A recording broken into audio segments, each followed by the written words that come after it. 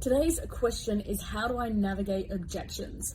For me, I actually like objections because I want to understand what is holding people back from potentially working with us. And so I would rather that someone actually came forward and told me that than we just actually lost the opportunity because they didn't want to say or they didn't want to ask.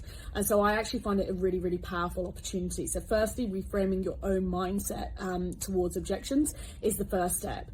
Then for me, I go through a 3-step process of ACT. So A is for acknowledge.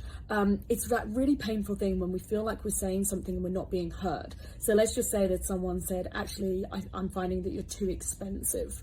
Really common objection. If we just move on from it, it almost sounds like we haven't actually listened and we haven't been heard, which is what the customer wants. So I will always acknowledge it and say, okay, I understand your concern that the price is an issue, as an example. And then the second one is clarify. We can sometimes assume that means the whole entire proposal is too expensive. It might actually just be that the maintenance on the proposal is too expensive, or there's one particular element. And so I'll often clarify and go, is there a particular aspect of the proposal that is not within your budget and that you believe is expensive, as an example.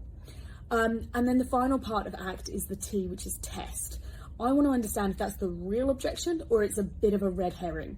And so I'll often then ask something along the lines of, okay, so aside from price, if we can actually resolve the price and get us to a point that we're both comfortable with, is there anything else that's a concern around our proposal? And then I understand what I'm really dealing with, and I have all the objections out on the table at the time so that I can actually handle them and navigate them. So that is the process that we work through objections. Firstly, reframe them as positive because someone's given you an opportunity to address it. Secondly, then follow through ACT, and that acronym will keep you on track.